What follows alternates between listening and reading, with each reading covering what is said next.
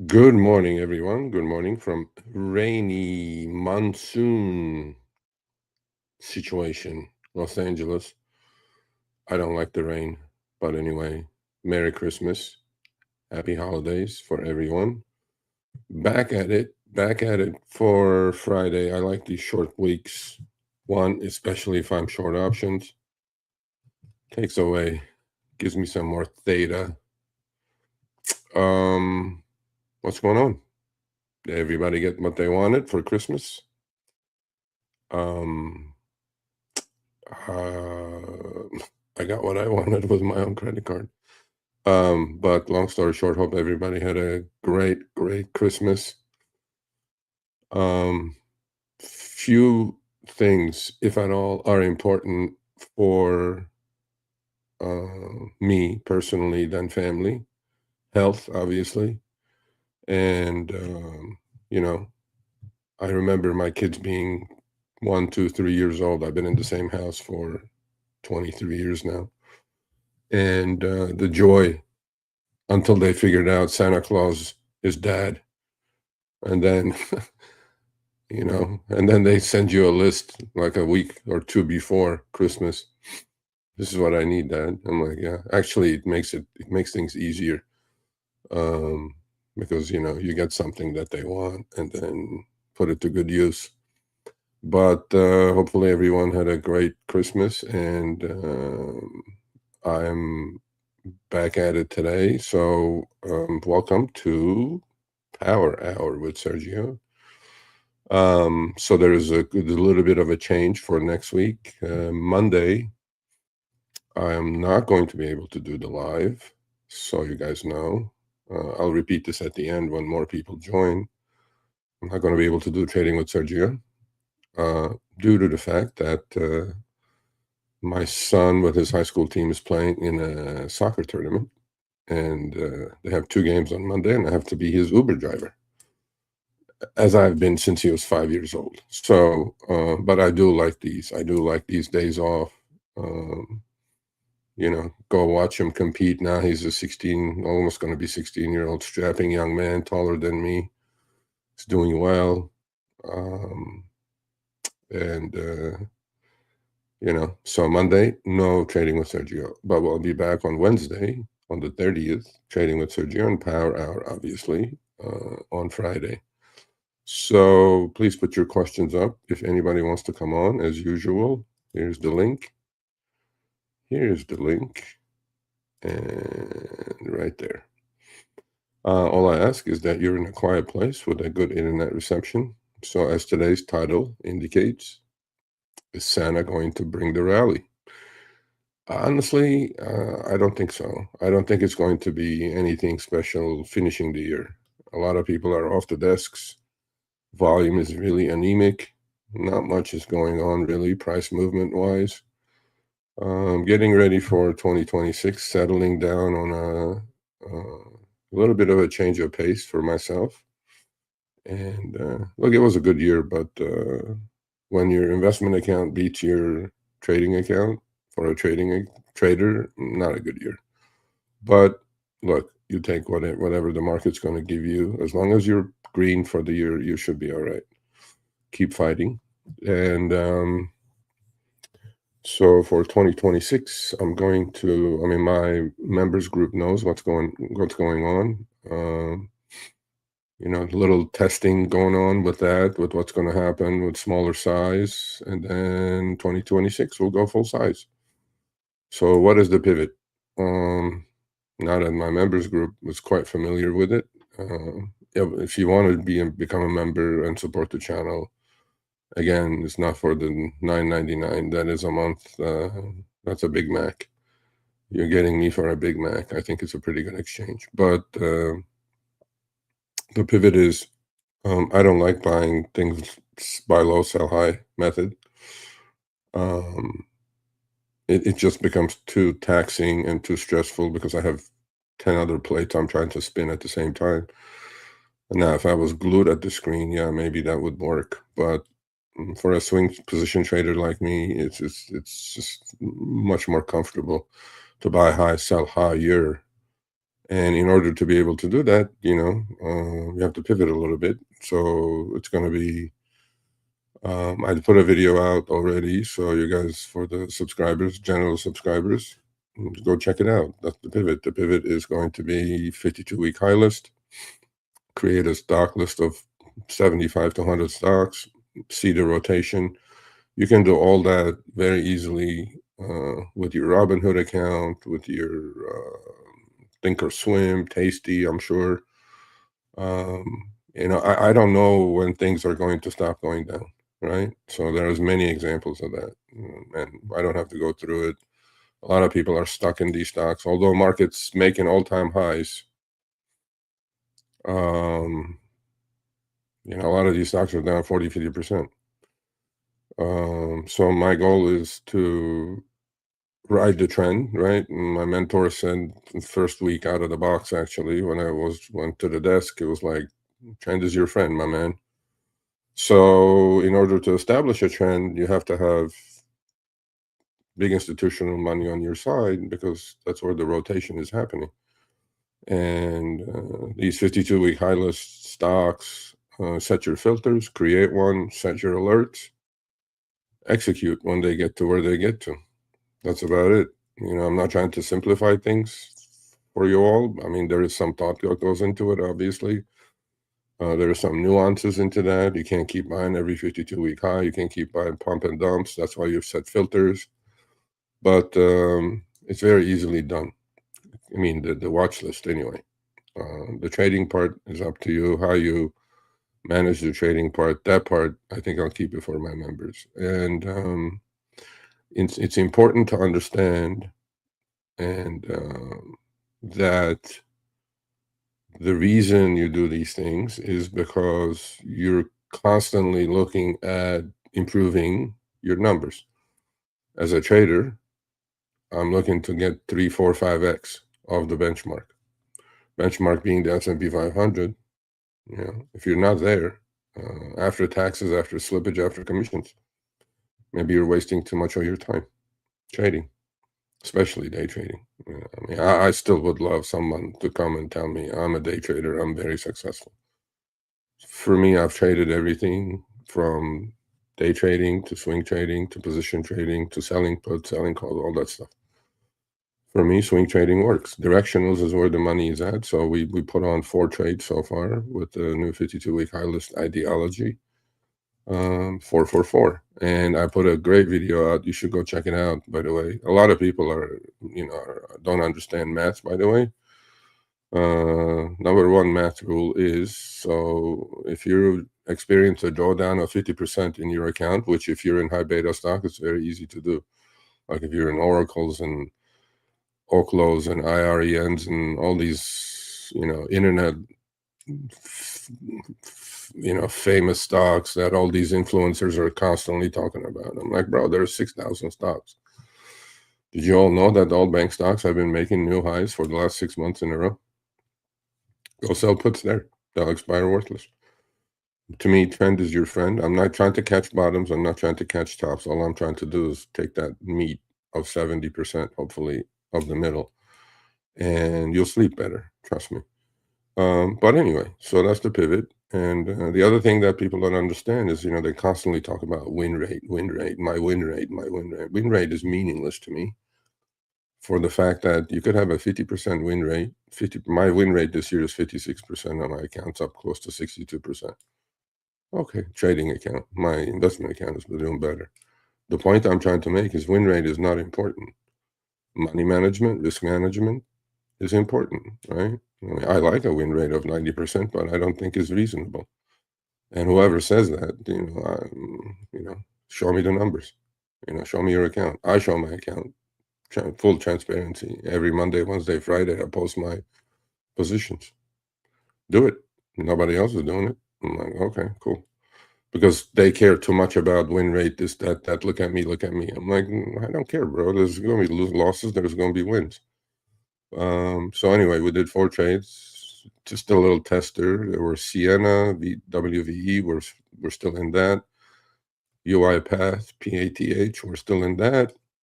And DLTR, Dollar Tree. 2 of them are done, both very successful, 60-70% gain in a few days. So the money management part of the pivot is going to be, so if you have a 50% win rate, if you take 50% gains on options, on stocks is 25%. So the numbers go 50% win rate on stocks, 25% up, 12.5 down. You cut the losses, you're done, you move on. And on options, since they're more leveraged, obviously they move faster, the numbers double. So 50% win rate, 50% gain. Now, you don't have to take the 50% gain because on DLTR I took 70%. On Sienna, I took close to 80%. The point I'm trying to make is 50%. And the most important thing, once you get to 50%, you can take the profit, but ever, never let green go to red. So if you took the 50% gain and manage it at 25% loss threshold, and you liquidate the position, you just finish it, get out, flatten it, your numbers will be astronomical over a year period, over 252 trading days. And you can plug your numbers in on any ChatGPT or Gemini or Grok. You'll see there is a video on the channel. Go check it out. Or no, your numbers are going to be, especially if you include compounding. And numbers are phenomenal, right? So can you pick 5 out of 10 winners? I think most people can. When the market's, by the way, going up, it's pretty easy to do this, right? But when the market gets shaky, that's when the 52-week high list is going to come into play, because even in the worst markets, there are stocks that are making 52-week highs because money doesn't sleep. It's coming out of, let's say, MAG 10. Where is it going? It's going to smaller stock. Actually, the moves are going to be more appreciable because, if you sell an NVIDIA as an institution, where are you going to put the money? Oh, you're going to rotate into oil. You're going to rotate into gold, metal stocks. You're going to rotate into, bank stocks. You're going to rotate into healthcare stocks, utilities, whatever it is. But 52-week high list is going to give you the rotation as well. So the important thing is to stick to it, to understand it. And the second part of the crypto title in the title today is crypto in the dumpster. Crypto is in a downtrend. A lot of people are still talking about BMNR, Tom Lee, blah, blah, blah, blah, blah, blah, blah. It's not going anywhere. It's in a downtrend. I mean, it's about to take another leg down, it looks like to me. So you cut positions down, you don't mess with it. Just because BMNU, for example, that I'm in, headache, so can't wait until they clean that mess up, is, I'm trying to catch a falling knife. BMNU, 5.25. Where's BMNU going to go if Ethereum goes to 2,000? 2, 3? People go, oh, it's cheap. What is it cheap? It's not cheap. Just moving with BMNR. Well, what's BMNR moving with? It's moving with Ethereum. Ethereum takes another leg down. Where's BMNR going to be? 20. I mean, people just go like, they have these fantasies. Oh, Tom Lee said it. I'm like, yeah, great. Okay, fine. Follow him. Go to his grave. It's like, to me, it's like, it doesn't make sense. So pivot's definitely going to take place. And I saw some more calls today on BMNU. Luckily, my cost basis is not as high as some people that I know. Saw some puts. I don't mind getting assigned some. I'll just wiggle myself out of it, but that's not trading for me. Manufacturing a win is not trading for me. It's just too much effort, too much stuff going on. Anyway, all right. So good morning, everyone. Let's see what's going on. Doug, good morning. Yep, back at it, sir. Traveler, good morning. Good morning, Upper John. Thanks for that SoFi trade. I may put that on today or coming up Monday. Luis, good morning. Have I looked up Walmart? No, I don't even think that's on my list. Should it be? Did it make a 52-week high and pulling back now? I'll take a look. Thank you. Thank you, William. Much appreciated. Ooh, somebody switched. Sold all your Bitcoin and put it in gold. Okay, sounds good. Sometimes you need to rotate that gold. Silver especially. Holy crap, it's $80.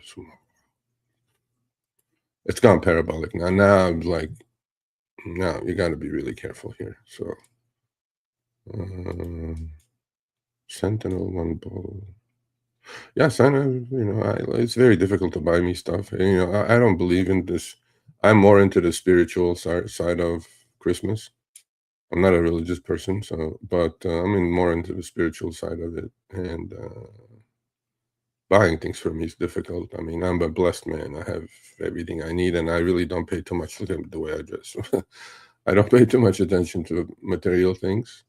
Of course, it's kind of oxymoron because I'm trying to make money trading, right? But it's more of a spiritual thing. And yeah, I got a couple things that were bought with my own money. So, like, it's just a thought process. But hey, it is what it is, man. I'll take a look at Walmart. I don't know. I may add it to my 52-week high list. I didn't know if it was a 52-week high list, and then could pull back a premium because you're an option seller for that, but directional may be interesting in that. Why don't you put on a synthetic, right? Sell puts, buy calls. Next year's trades are going to be more directional. That's where the money's at, especially if you can money manage 50 plus minus 25 on options and 25 plus minus 12 and a half on stocks. You'll do just fine. Just pick 50% winners, man. You don't need 70, 80%. If you do 70, 80, so far we're 100% at the moment. I'm like, knock on wood. But I'm pretty sure it's not going to stay there. But if you deal with the 52-week high list, buy high, sell higher ideology, and then you're not better than 50%, I'll be very, very surprised. Very, very surprised. Yeah, man, that BMNU is a dumpster fire. For fuck's sake. Dumpster fire. Happy holidays to you, sir. And Merry Christmas. And so now that more of you are here, so next week I'm not going to be able to do trading with Sergio on Monday at 10 a.m. Pacific, 1 p.m. Eastern, due to the fact that my son is playing with his high school varsity team in a tournament that I have to be his Uber driver. I have to drive him since I've been doing it since 5 years old. But I'll be back on Wednesday. Full day trading this Wednesday, by the way, unlike this week. That was market close at 10. And then obviously for the first, which is Thursday, we're closed. Markets are closed. And here comes 2026. And the second, markets are open full day. And on the 30th, markets are open full day, unlike the Christmas time when the market closed at 10. But I'll be back on Wednesday trading with Sergio, and next week, Friday, Power Hour. Going into the new year, will I change the live stream schedule? I don't know. If I have time, I'm going to do it. If I don't have time, I'm not going to mess with it. But, what else? I want to talk actually real quickly about something I saw on X today. So I'm on X. It's in the show notes. You can go follow me on X if you guys like. Yes, well, thank you for reposting the live stream. So what did I see on X? I follow a few people. I follow about 200 people, and then I have about 2,700 followers. One of the people I follow is the Kobesi letter.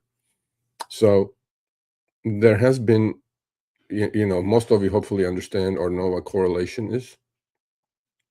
Different asset classes, correlation between asset classes. There has been a very strong correlation, by the way, with global money supply and US M2, which is the money supply in the US. So I just saw this on X and I took a screenshot and I'm going to read it and look down for a minute. So US M2 money supply rises another 4.3% year over year in November 2025 to a record 22.3 trillion. So why is that happening? Why is M2 growing? Part of it is because of our debt, national debt that we keep printing, right, and spending. So that means more money into the system. That is very supportive of all asset classes, with some corrections, obviously. Look where stocks are, all-time high. Look at where gold is, all-time high. Look at where silver is, all-time high. Look at real estate, pretty close to all-time high around the nation.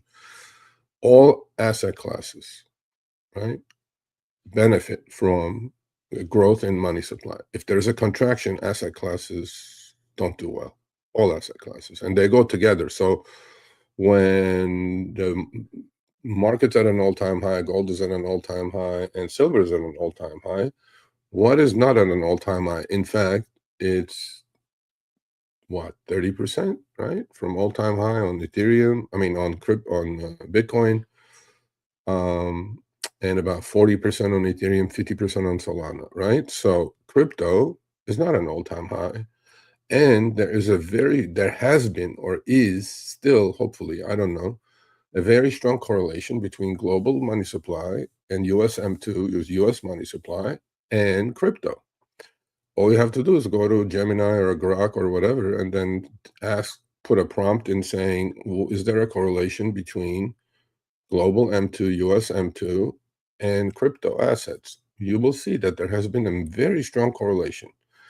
Now it seems like that correlation has broken. There is also a very strong correlation between the triple Qs, NASDAQ 100, and Bitcoin as well. So you can do a prompt and search for yourself as well.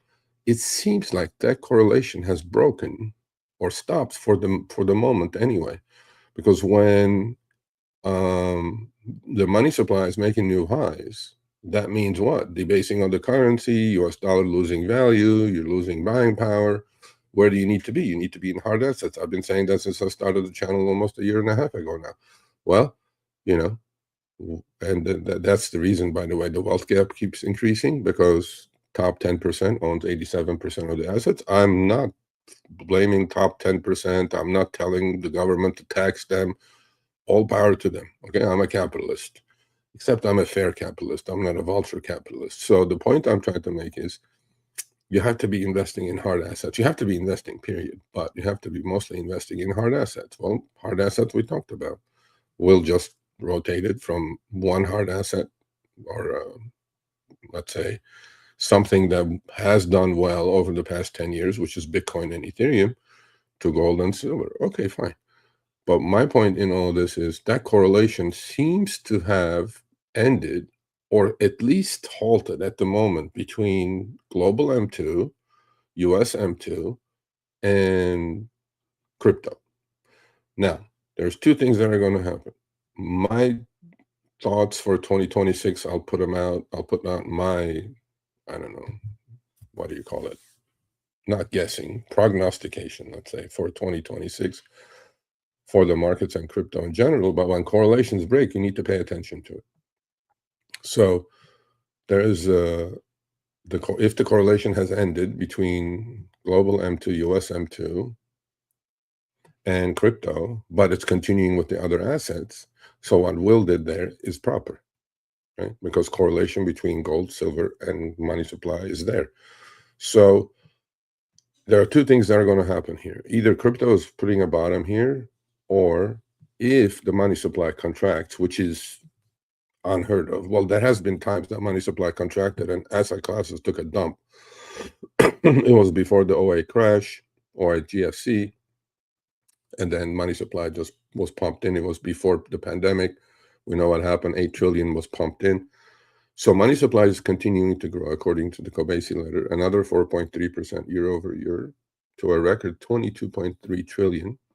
This marks the 21st consecutive monthly increase. So money supply is going this way. Bitcoin is going this way. Ethereum is going that way. I'm like, So that's when you kind of see, okay, correlation is breaking. Because if you look at the money supply and stocks,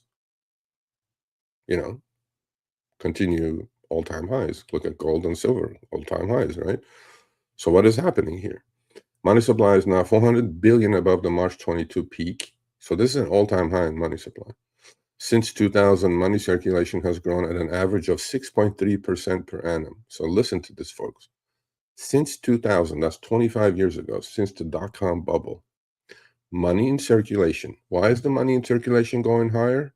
Because we have the debt, national debt. We have a broken fiscal policy, which is followed by a broken monetary policy. That means we need to print and we need to pump, right? So the real pump has started in kind of 2008, actually, with the GFC, okay? So listen to this again. Since 2000, money in circulation has grown at an average rate of 6.3 per annum. What does the government say inflation is? 2.5, right? 2% is their mandate, target. What are we talking about here? If money supply has grown 6.3% per annum, That means there's so many more dollars in circulation. It's a supply-demand situation, right? More dollars in circulation. When there's more dollars in supply, what happens to the value of the dollar? It loses value by 6.3%. So what happened to the government's gaslighting of 2.5% inflation? No. So you're losing buying power by 6.3% a year since 2000. Okay? That's 25 years. Your $100 bill in 2000 is actually worthless today because you're losing about 6 or 7% a year of your buying power. Well, how do you close that gap? You invest. If you didn't invest, your $100 is gone. Trash. Toilet paper. But if you invested in 2000, right, even at the peak, if you invested in NASDAQ or S&P 500, including the 2008 GFC, including the pandemic, even if you bought the top tick, you would have recovered that 6.3, and then you would have come up with probably another 5% on the net basis, right? That's why people have to invest. There is no bad time in investing because I don't think they're going to stop the music. And I don't think they can afford to stop this music of money supply growth, right? So it's pretty simple, really. Meanwhile, inflation-adjusted M2 rose 1.5% year over year in November, marking its 15th straight monthly increase. So even if you took inflation out, 1.5% is your loss. Now, is your paycheck going up? Let's say you have a guaranteed job, which that doesn't exist. Is your paycheck going up or income is going up 2% a year since 2000? I don't think so. So bottom line, US dollar purchasing power is deteriorating. Absolutely it is. So what's the antidote for all this? Invest, right? But then this correlation break is kind of confusing me now between not for the stocks and I think this pump and print and spend is going to accelerate. Why? I think the White House is going to be the Fed. Fed is going to lose its independence, which I'm not for, but it is going to happen because there is a handpicked federal chairman now replacing Jay Powell, who's resisted lowering rates, getting called a bunch of names by Trump, right? And but I think that's going to accelerate because midterm elections are coming up. Economy is actually, GDP is doing fine, but it's because of AI data center spend. Without that, GDP is actually not growing. So my point in all this is they're going to turn on the printers, turn on the pumps, maybe after a shaky couple of first months. So I'm giving away some of my ideas for 2026. I think they're just going to keep pumping because they cannot afford to lose the midterms that are coming up in November of 2026. So if the Fed is going to be run by the White House or the Treasury, well, it seems like it because there's a handpicked Fed chair, there's a handpicked governor base coming in.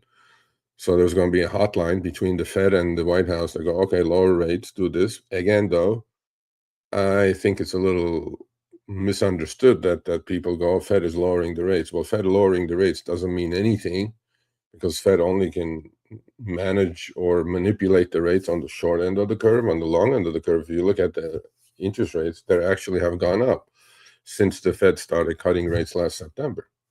So, but the pump is going to continue, and that proves that the money supply keeps growing. All asset classes are following. It's pretty simple, really. And except crypto. Crypto is actually going the other way. That's a little, more than confusing, that's a little concerning to me. As a Bitcoin believer and dollar cost averager every Monday, the same dollar amount, I'm still going to do it in 2026, but it seems a little iffy now what's going on with the crypto. The three horses I'm talking about. I'm not talking about shitcoins. I'm talking about Bitcoin, Ethereum, and Solana.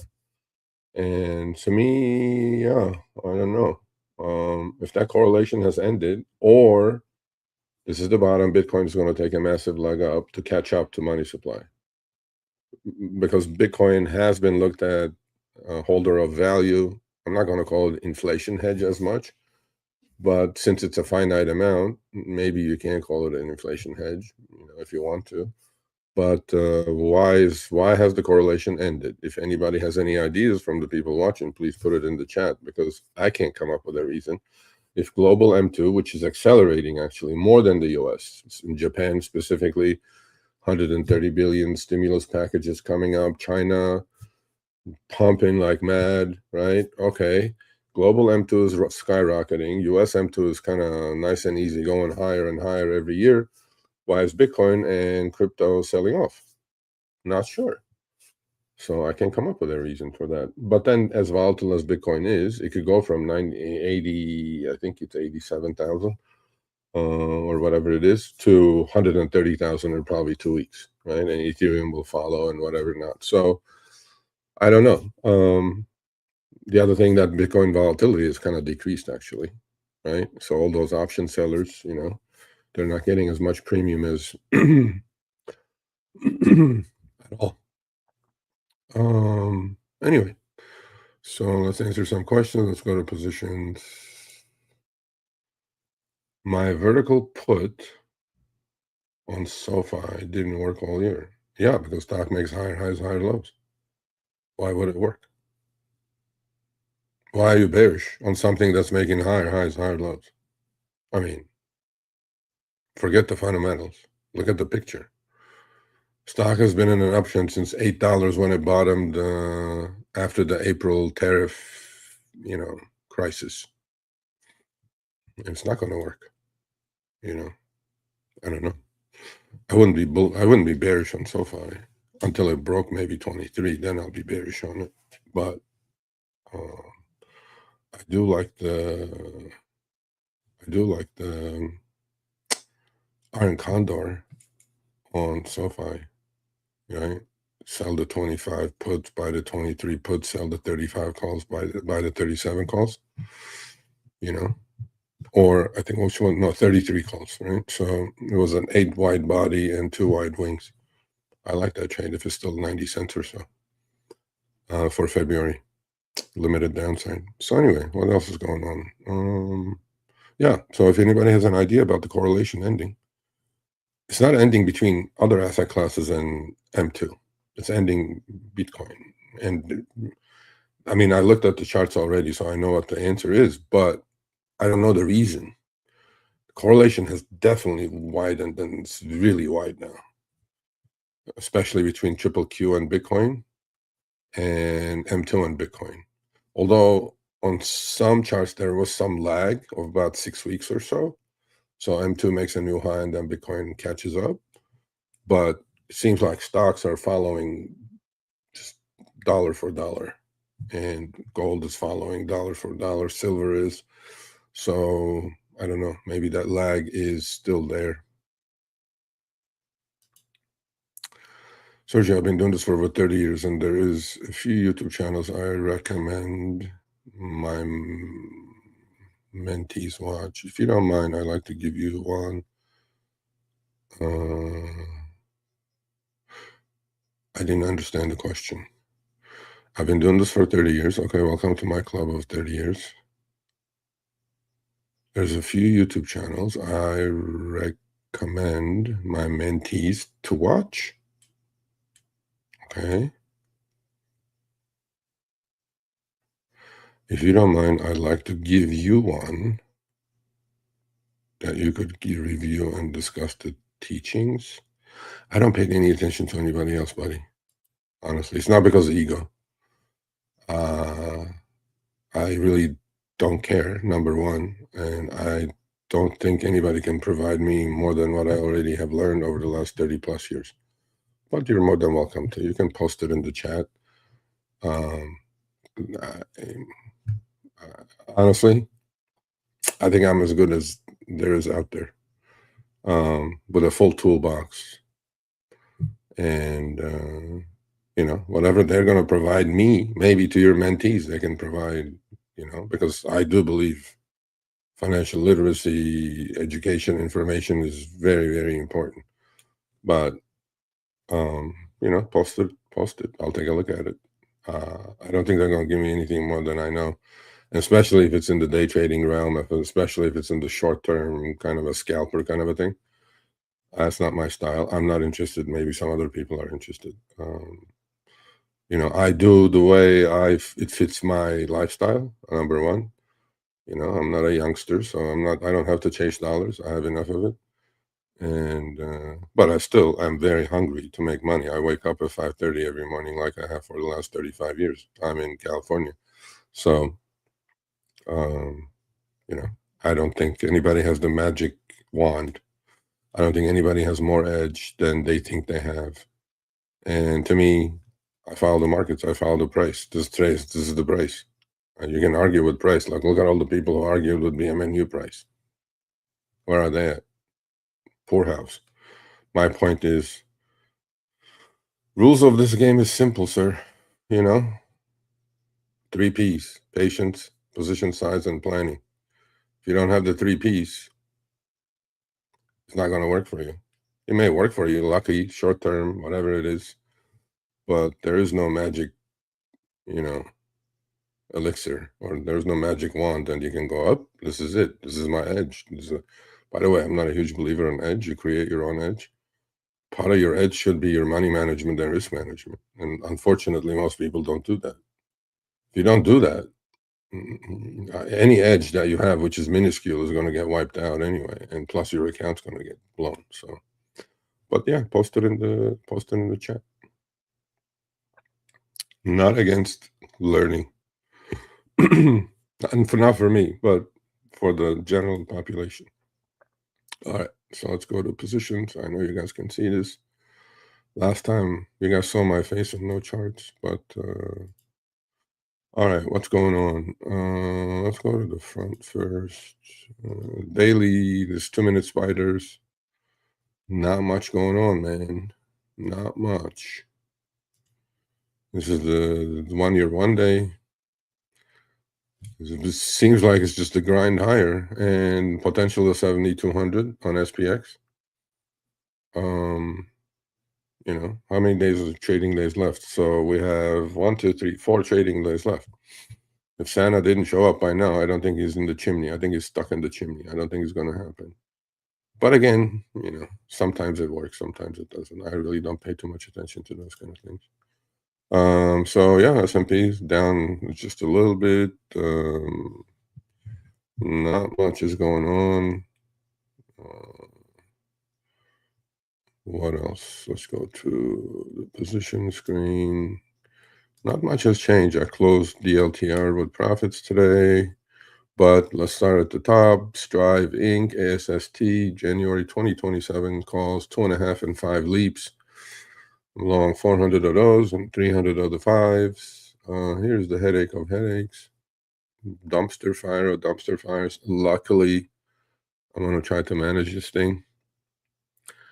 Anyhow, so I'm long 3,500 shares of BMNU. Again, sizing correctly. I could buy 35,000 shares. There's not a goddamn chance I'm doing any of that stupid stuff. This is a long story. Bottom line, my cost basis after the calls expire worthless and some of the puts expire worthless that I sold last month, I'm down to 668. Stock is 528. It was up to 12. Didn't take the profits because I had cover calls. Remember cover calls? Yeah, wonderful cover calls.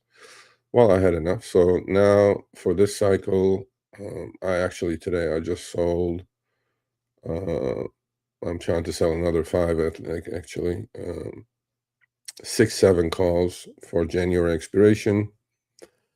I sold the 6 calls. I also sold 15 more 6 puts at an average cost of 126. So that means if I do get assigned, and if the stock is here at 528, I am going to get assigned another 1,500 shares, which will lower my cost basis some more because my assignment is going to be 6 minus 126, which is 475, let's say. And if I do get assigned, that means all the calls I sold this cycle are going to expire worthless, so-called, it's just basically just jerking off to make a few bucks. It's really, really ridiculous, okay? But I'm in it. I'm going to do it.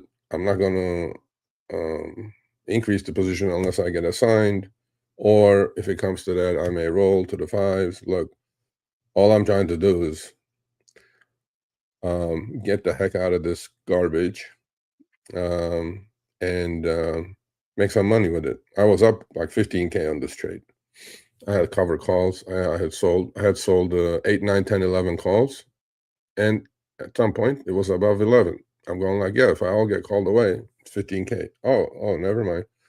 15K green turned into, at the moment, 6K loss. I'm like, it's just fucking idiotic. Anyway, I'm long 2,500 shares of BZAI at 223. Stock is 206. I will follow my 12.5% rule on this. If we get down to about 12.5 is about 27 cents. So if we get to 198, 197, I'm out of there. DLTR is closed. That's why it's not highlighted. This is highlight. All the open positions are highlighted. I will post these on the community page of the YouTube channel today. Dollar Tree, I had bought 20 calls. I'm just testing this 52-week high thing. 20 calls at 143 average.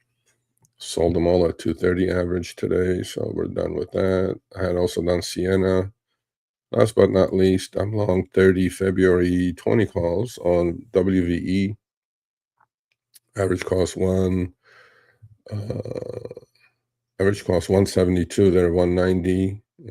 I have some sell orders at 250, 260, 270, but I don't think they're going to get there today. But then they're February.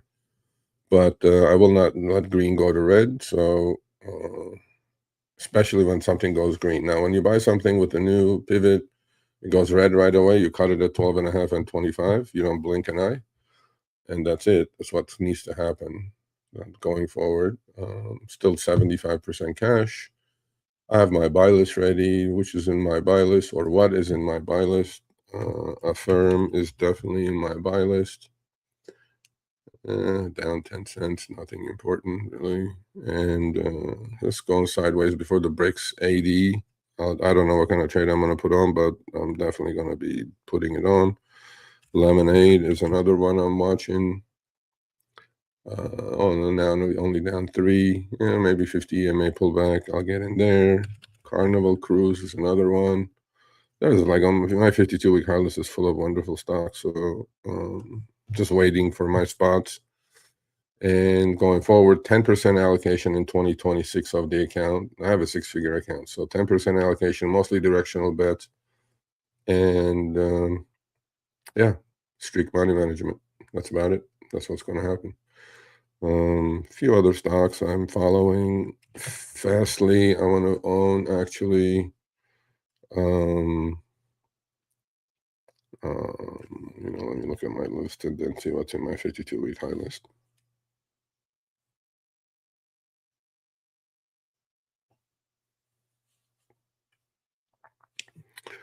Let me go do that. Just give me a minute, folks. Yeah, 52-week high list is up to 71 stocks. Actually, you guys need to excuse me for a minute. Let me go do something, and then I'll be back in a couple of minutes.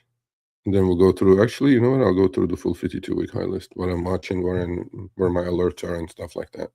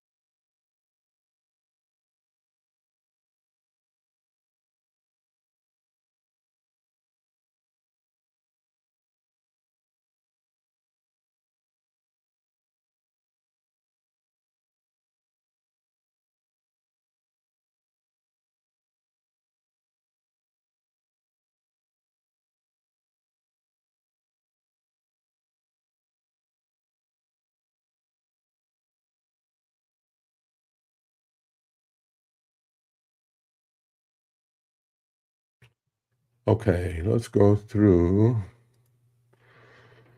the 52-week high list of mine. Actually, I'll make a position on this and put it. All right, so that's fine. 1 year, 1 day charts, of course. What's in there? Alcoa is in there. This is the types of charts I want to deal with. Unlike these charts, like HIMS. Actually, let's take a look at Walmart. Like, I don't even know if this is going to stop, or Oklo, New Law, or Rigetti, or whatever. All these high flyers, which I have absolutely no interest in. Let's take a look at Walmart. Yeah, Walmart's pulling back to 50 MA. I think we'll give it a crack, Doug. Yeah. Somewhere around here, 110 range. Yeah, I like it. I definitely like it. Target's making a big move today to the upside, just a little bit, but they're in the same group, right? But I wouldn't look at Target twice. So, American Eagle Outfitters is in the list. AirCap is in the list. Yeah, that's what I want to do. I want to deal with uptrends. Affirm, only down 8 cents now. Yeah. On Affirm, I think I'm going to just sell a put credit spread and buy a call debit spread. Albemarle is in that list. 52-week high after 52-week high, folks. Let's do Amcor. I like all these little pullbacks after making 52-week highs, by the way. Allegheny Technologies, Axle, American Axle. Actually, that's getting into a buy range. Brunswick, Carnival Cruise Lines.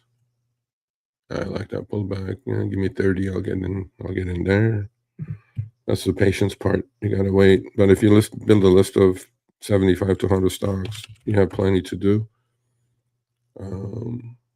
Clear Channel Outdoor, Century Aluminum. You can see aluminum, AA, Alcoa, and CNX, right? That's the rotation that you're experiencing. Sienna.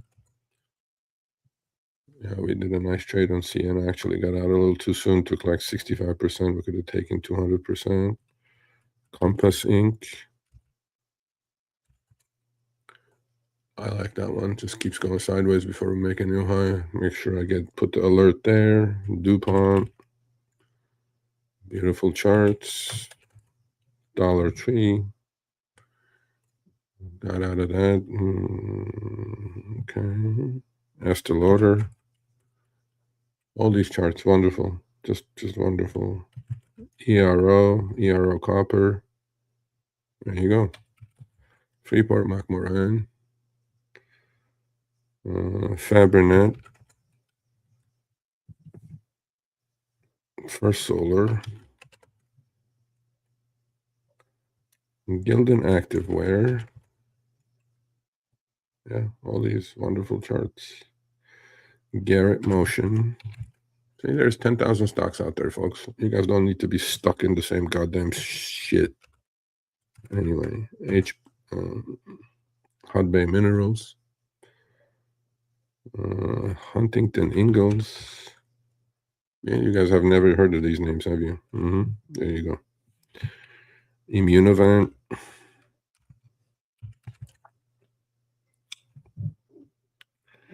Lithium Argentina. Lumentum. Lumentum is a bearish divergence working. Be careful with that one. Lear Corp. It's a lot better to deal with these. Lemonade. A lot better to deal with these than trying to catch bottoms, which a lot of people try to do, which I'm like, okay, whatever. Well, Southwest Airlines, believe it or not. Lexio Therapeutics. I like that one quite a bit, actually. Magna International. Monster Energy or Beverage. Micron. New Pacific Metals. A lot of metal stocks. I'll show you the full list in a minute, but a lot. Look at these charts, right? Okay. Cisco Development. I like that one quite a bit, actually. It broke out, good volume, pulled back, no volume. I like that quite a bit. It's a $3 stock. Be careful with low numbers, by the way.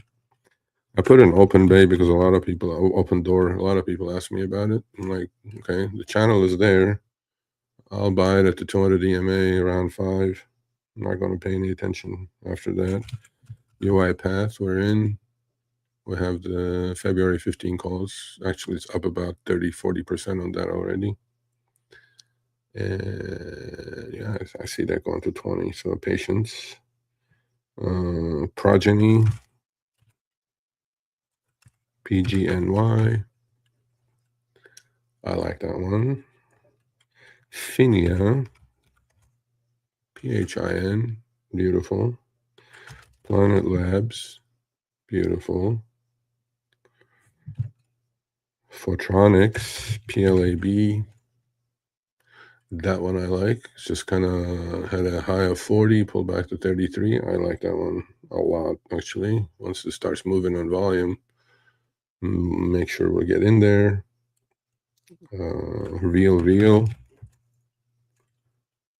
Beautiful. Rio Tinto. Look at that every goddamn day. Now it's getting extended, of course. But then on pullbacks, you buy these. That's it. Just create a list. Rocket Lab. Yeah, pullbacks. You got to get it. Red Rock Resort. RRR. That's nice. That's definitely candidate. Schwab. After all that base moving higher, slow and steady, folks. Sotera Healthcare, SHC. It's a diversified group. Love that chart. Celas Life Sciences, SLS. Look at that. Just give me a pullback. Let me get in. That's why you create 75 to 100 because you don't want to chase it, obviously, but then you're dealing with uptrends. I like that one. Smart Rent. It's only a $2 stock. Yeah, be careful with that. SanDisk. Yep. That's that pullback we're talking about. Okay. So makes 52-week high after 52-week high. Pulls back. That's your chance. ST. Sensata Technologies. This one I like quite a bit. It's pulling back to breakout. Tabula. TBLA. Beautiful breakout. Breakout continues. That may be worth chasing, actually. T1 Energy. TE. I like that one. Give me a little pullback there. Tech Resources. Yeah, nice breakout. Timken. TKR. Nice. Tesla. Actually, no. Taysha Gene Therapeutics. TSHA. So it's a diversified group. Right there. Tesla. Yeah, it's just kind of consolidating here before it breaks 500, it looks like to me. Textron. Beautiful chart. Village Farms. VFF. Oh, that got into a buy point already. Okay. Got to pay attention, man. Yeah, right about here somewhere. I like that chart. Victoria's Secret. Need a pullback on there. It's getting the pullback now. Wheaton Precious Metals. WPM. Wave Life Sciences. We're in this one. We're up about 20% with the Feb 20s. I like this quite a bit. And Yeti. 71 stocks I went through with you guys. These are the stocks I want to deal with. I will update this every day, pretty much. Take some off, put some in. And the reason I do that is because it's a lot easier to be with these than guessing where BMNU is going to stop going down. And you create yourself a 52-week high list. And here how many stocks there are today. Obviously, I'll go on all these stocks. A lot of metal stocks, a lot of bank stocks. I didn't put those. But and here it is with my, how many stocks are there? Look at all these, right? Look at all that. All right, so what's the problem? Deal with these stocks. And then, even when the market's making an all-time high, right? Okay. You could be in the 52-week yearly lows. Look how many of those are there. Look at all this list. There's like I don't know, 10, 20, 30, 40, 100 stocks making 52-week lows while the market's at an all-time high. And one of them is BMNU, I'm pretty sure, or MSTR right there. MSTU, MSTR, 52-week low while the market's making a new high. Well, you want to fucking guess the bottom on these? Good luck. Knock yourselves out. I ain't doing it. I'm not playing that game. I'm going to try to sell some more calls on this freaking BMNU. We'll see. We shall see. Yeah, that's about it. You have questions, put them up. Or if you showed up, better yet,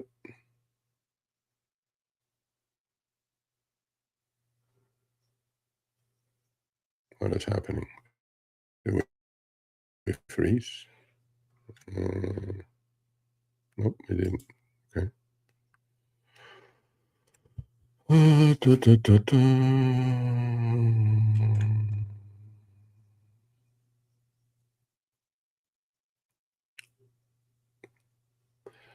All righty.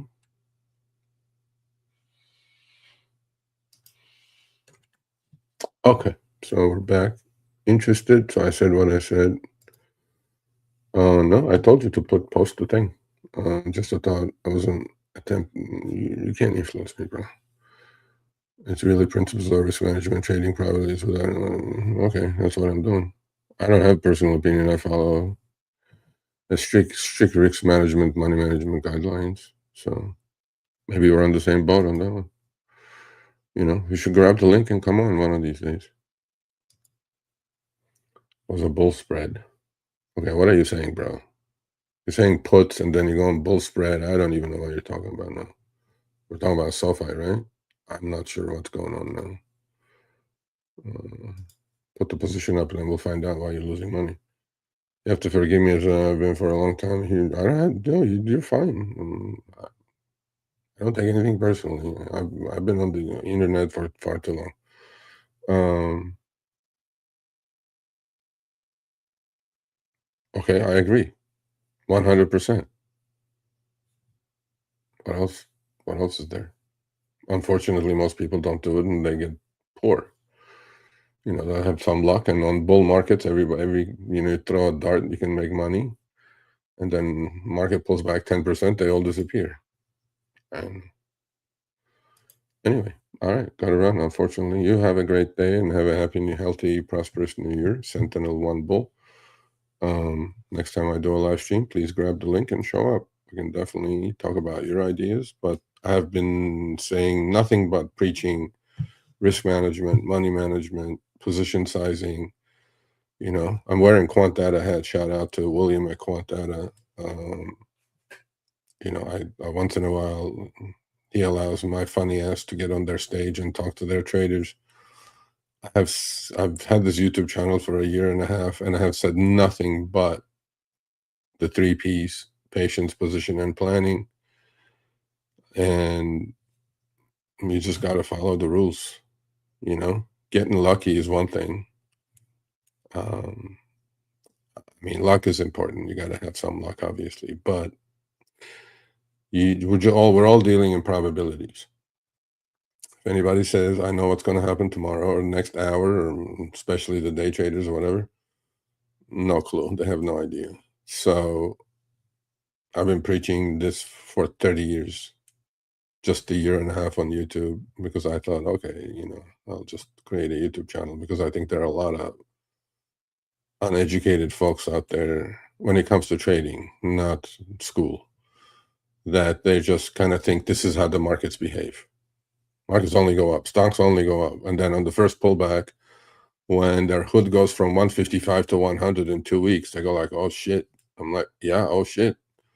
The puts you sold are deep in the money. And then they pray, then V bottom, stock, you know, it's going to go back to 150, or they do all these wild moves, selling puts on, you know, I don't know, quantum computing stock that go from 60 to 20 in about a month. And then now they're stuck. Now they're going to sell calls, opportunity cost loss, risk management zero. I'm like, yeah, I've been preaching that for, I don't know, a year and a half since I started the channel, but I've been preaching that for way before then. So we do agree. I do agree with you, Sentinel-1 Bull. Like, that's why I said, come on the channel. Grab the link one of these days. We can have a chat about it. What else? Yeah, that's about it. If you guys don't have any other questions, have a great weekend. I'm gonna have a wet weekend. It's been raining for like 4 days. They said they have what they called it? All the freeways are closed. This is how shitty California is at the moment. It rains a little bit and then all the freeways are flooded. They called it the atmospheric river. I don't know what that means. It means a lot of rain, I guess. And it's been raining. And now all the reservoirs are full. Okay? Department of Water and Power. Okay? Talk about inflation. My water and power bills have gone up by like 170% last 5 years. Bro, it's happening. So, and then they go, oh, we have a drought in California. I'm like, bro, all the reservoirs are full. We have no drought. Why are you increasing my water bill? Right? Well, typical. That's why we need to make money.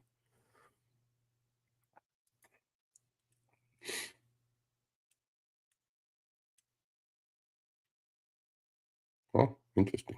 Well, have fun in New York. If you're in New York City, sir, let me recommend the best. Let's see, this is an opinion. This is nothing to do with trading. The best pizza, as far as I'm concerned. Look, there's a lot of new ones. Sarah's is a good one. Slice is good. I mean, there's a lot of places that open new ones. These Michelin star chefs are coming selling pizzas for $60 or whatever. I go past that. I'm sure they're great. I haven't been in New York since before the pandemic, but there is one place that I will. Sally's is good, but John's on Bleecker Street, 200-year-old coal-fired oven, only cash. Please go try the pizza there and then give me your opinion. I think that's the best pizza in New York City still. So, John's on Bleecker Street. Have a pizza on me. In fact, send me a slice or a full one. Or I'm kidding, but there we go. There we go. Agree, 100%. Best pizza still, my opinion. See, this is nothing to do with trading. It's an opinion. I could be right. I could be wrong. Everybody's taste and color of choices and whatever is different. So, John's on Bleecker Street. Go test it. Well, you will love it. Please try it. I'll try John's on Bleecker. Yeah, please do. Okay, please go try it. Have some cash with you. They don't take credit cards. That any pizza joint. Crisp is good, by the way. But look, there's many great places, like amazing New York pizza. I mean, come on now. That's one thing I don't have in California. Although there are a couple of places like Apollonia in LA is good. Mulberry Street, I like it, especially if you tell them make it crispy. I think they fly their water from New York. Well, long story short, John's on Bleecker. You can't go wrong, bro. I would. My mouth is watering now. I will put that whole thing down. It's good. Go try it, and then shoot me an email. You know my email, so shoot me an email and what you think about it. Okay, you're gonna create like depression for me now. It was a vertical put credit spread. And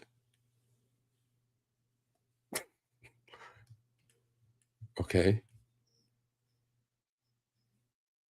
why would you have a vertical put credit spread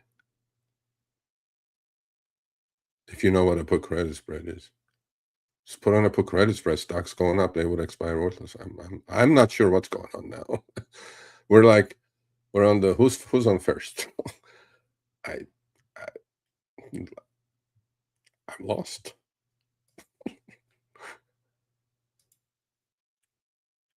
Oh, they do? Okay. Well, I stand corrected because before the pandemic, when I was in New York, they didn't take it still. They take credit cards now? Better yet. Better yet. Go ahead, Will. Go ahead. Order a simple cheese pie. I mean, I like a little pepperoni, maybe half and half. Half pepperoni, half just cheese. Yeah, you're gonna be like, shit.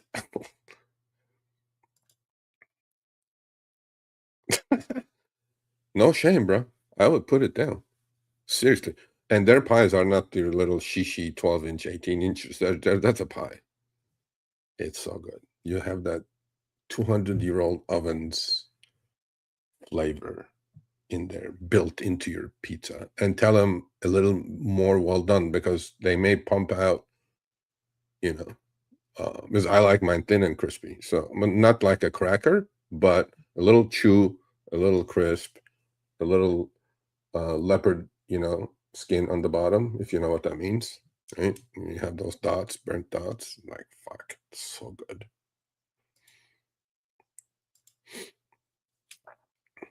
New York City, best pizza on the planet, bro. Come on.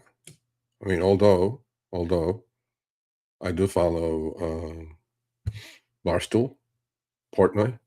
He does a good job with those pizza reviews. Um, you know, so many places in New York, but that Johnson Bleecker is like something people should try. No, you can't. Although Connecticut has good pizza.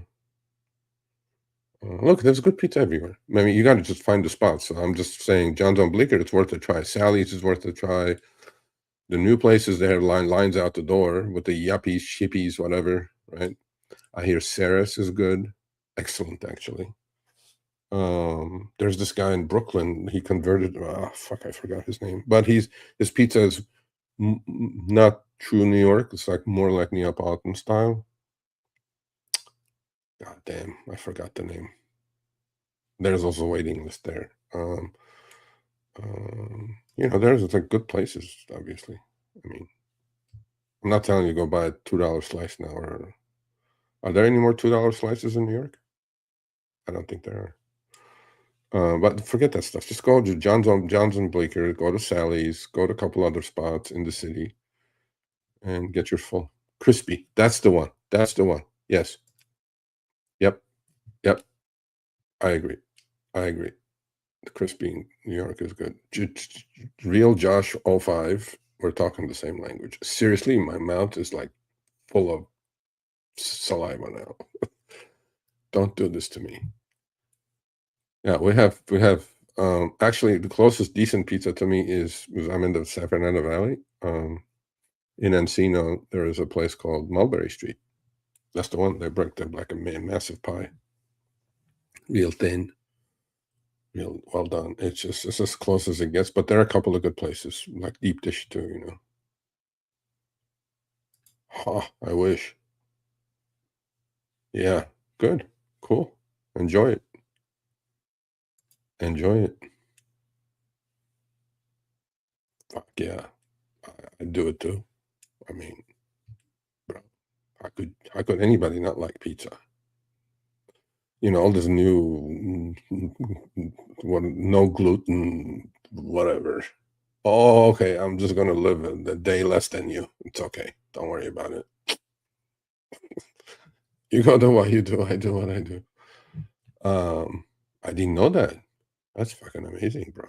Well, you give Will some recommendations then. Well, there you go. Crispy is good. Did you go to Sarah's yet? Is it Sarah's, right? It's Sarah's, right? Those 2 Michelin star chefs opened a pizza joint, and their lines out the door for $60 a pie.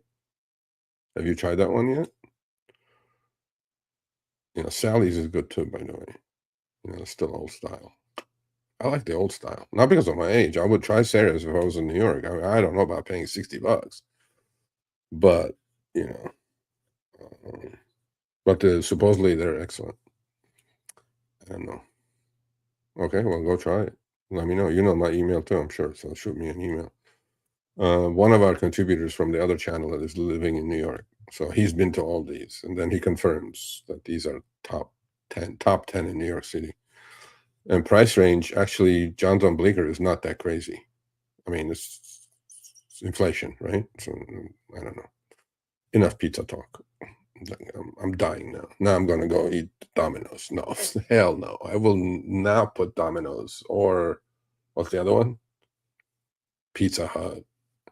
I wouldn't even go near those junk. Although biology, I don't know. You know, then they have California Pizza Kitchen, which is garbage. It's like, yeah. Well, what do we say? Well, what do we are 40% in like a day? No. Okay, what do we say about all this? Bulls make money, bears make money, pigs get what? 42%. I'd be taking that. Seriously, you're gonna make me dyslexic, bro. You start with the something, I don't know, cheap, and then you go to why can't you just in a month? I'd be very interested in taking that. I think because the parabolic is going to end badly here, just like all parabolics end badly. Stocks, whatever the underlying is, parabolics don't end well. It's a proven thing. Counter trend actually trading is decent, but you have to be really careful because things go a lot higher than you anticipate they're going to go, like it did with Rigetti and IONQ. I was short all of those. You guys can go but check the videos. There's videos in the channel. I covered them too soon, for sure. I covered them too soon, and it's all right. Yeah, make money. It's all right. I would take the 42%. Seriously, I would. Especially if you rotated that quick, because I have. Did we look at Bitcoin? No, we didn't look at Bitcoin. Okay, let's take a look. I think we're getting either we're putting a bottom in here or we're just going to die. Take the next leg down. All right, let's take a look at Bitcoin and Ethereum. So this is IBIT. IBIT is iShares Bitcoin ETF, the largest one. Okay, so I read Chopstick as good as anyone. And if this is not a downtrend, then I don't know what is a downtrend. I don't like drawing chart lines, but then I may be able to draw a line for you folks here. Maybe. Let's just have some fun with this. Yeah, I'll erase it. I don't like lines. Okay, so there you go. There's your downtrend. Long-term, intermediate is still an uptrend. Short-term, definitely downtrend. Okay, so you know what? I may just leave that there. Okay, fine. And then let's do the same thing on Ethereum. ETHA is the ETF on that one. Oh, that's definitely a downtrend there. That's dead. Yeah, let's do the downtrend there too. Right there. Now, what's going to happen? Are we going to break out? And there's potential bullish divergence here on MACD, by the way.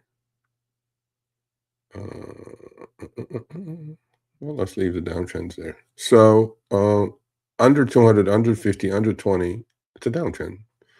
If it walks like a duck, quacks like a duck, it's a duck. It's a downtrend. And what has happened to BMNR? But everybody goes, well, BMNR is going to 80. Tom Lee is great. I'm like, bullshit. I mean, I like Tom Lee, don't get me wrong. But BMNR is not going anywhere unless Ethereum goes higher. Well, so there's two things that are going to happen here. Now, I could draw another line and scare the shit out of you people, which will be this line right here, which will be in a descending wedge, which is a bearish, very bearish kind of a look. I'm not going to do it because I don't like lines. I'm probably going to erase all the lines shortly. Same thing on IBIT.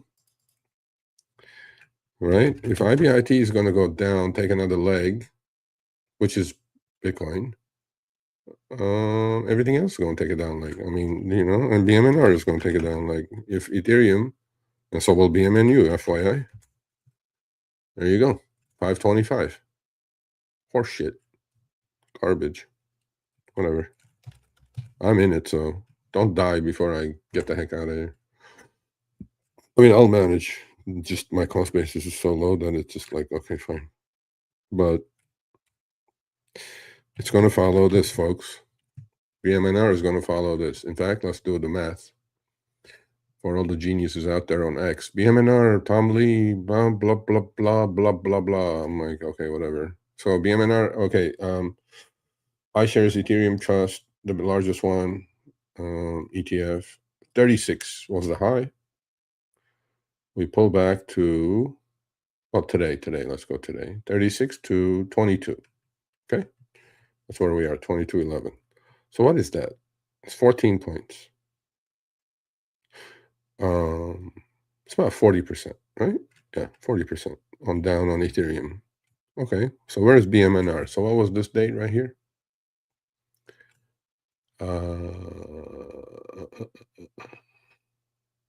This date right here. October 7. Okay, let's take a look. BMNR, October 7. October 7, I bet you it's this one. Yep, sticks like a sore thumb. Okay, so BMNR that day was 63. And today, at the moment, we are at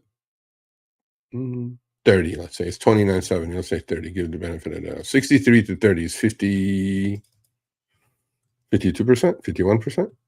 And Ethereum is only down 40%. See what I mean? Okay. I did a good video about, and then BMNU and all that stuff is a different story. But I'm going with that. Okay. Yeah. BMNR is actually outperforming. Why? Why is BMNR down more? Because MNAV is getting crushed. If you guys follow me at all, go watch the videos. I explain MNAV. Same thing is going on. IBIT. And which one is the largest proxy for Bitcoin? MSTR. Here it is. Let's do the same game there. Okay, IBIT. That's what MNAV crush looks like, folks. What is this? October 7th, I bet.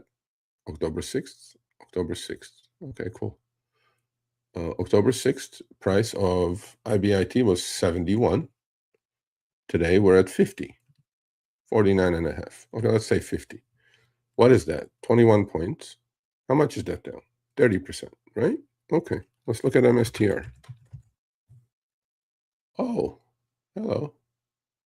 October 7th. This is October 7th. I bet it sticks like a sore thumb. Yeah, October 6th right there. 363. Okay. Today we're at 154. How much is that? Literally 200 points. What is that? 70%? There you go. You know why? BMNR. Oh, MNAV getting crushed. Actually, MSTR's MNAV is under 1 now. It used to be at 2.2 at the high. See, this is what people don't understand. They just go, oh, MSTR. I'm like, what about MSTR? MSTR is not going anywhere unless Bitcoin moves. And Bitcoin actually pulled back 30%. And MSTR pulled back 70%. Ethereum pulled back 40%. And BMNR pulled back 52%. Why? MNAV. Wait until MNAV goes under 1 on this thing. It'll be like that. Ethereum will go sideways. This thing will be like 23. Then MNAV will be 1-to-1. I don't know. Maybe I'm the dumb one in the room. They're all smart on X. Oh, BMNR, Tom Lee. I'm like, yeah, whatever. Good luck. Good luck. I just can't wait to get the heck out of this BMNU position. We'll see. We'll see how that's going to work out.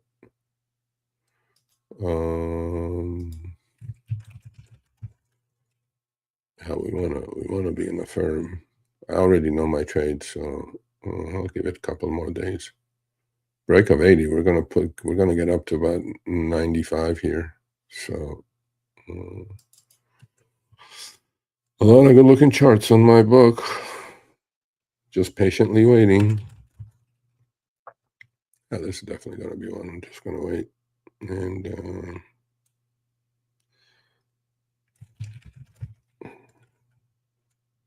yeah. All right. There's no other questions. I'll say sayonara. Go have a cup of coffee. All right. No questions. All right. Pan pizza. That's not even pizza, bro. You're talking deep dish from Chicago? I don't mind. Grimaldi's. Not my thing. That's like a meal. Talking pizza. Pan pizza. Grandma style, maybe? I don't know what you're talking about again. You're like a man of few words, and you're just driving me fucking crazy, sir. Even on your positions and your pizza choice. Yeah, well, I would take that 42%. Where are you going to get 42% in a month? Don't be a pig. Remember. Okay. I'm going to say goodbye. Have a great weekend.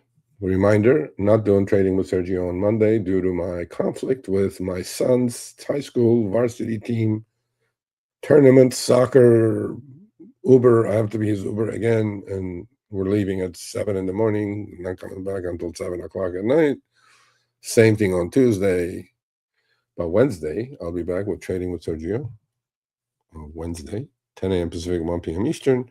Friday, Thursday is New Year's Day. Market's closed. Wednesday, full day of trading. Friday, we'll be back on the second of the year. And Power Hour with Sergio. So please come back. Please give a thumbs up. Supposedly helps the algorithm. I'm not sure. Please pass the word. One plug for my website that's live last 2 months. Thank you for the support. I like it. I like folks subscribing for the free newsletter. I believe your financial future is in your own hands. As long as you have the right and proper information and education, the oyster, the world is your oyster. So all I'm saying is I'm definitely here to educate and inform. And go subscribe to the free newsletter. I have no Discord channel, no paid subscription, none of that. Just it's free. Go subscribe, www.sergioavidian.com. You'll get your newsletter every Monday, drop in your box, 12 o'clock Pacific. There's already 12 articles in the blog. There's some really, really good articles. Short, 5-minute read. And so support me that way. Support me in improving financial literacy in this country. I think it's in the toilet. So that's not much to ask. Trading is trading, and investing is something else. So may all your longs rocket, and may all your shorts tank. Doug snuck in the last minute. I cannot ignore Doug. Yeah, Lumanali's and Grimaldi's, those two are good. Yeah, institutions actually. But that's like you need like a fork and a knife, and it's heavy. You can't eat more. Like I can't eat that stuff more than like a couple of slices. But I can assure you, I can put down John's on Bleecker Street, full pie, guaranteed, going down. Anyway, so hats off. Shout out to Quantana, William. I'll come back next week before New Year's out, give you my predictions. And I'll do the same for this channel. And so enjoy the weekend. I will see you guys on Wednesday, Trading with Sergio. Have a great day.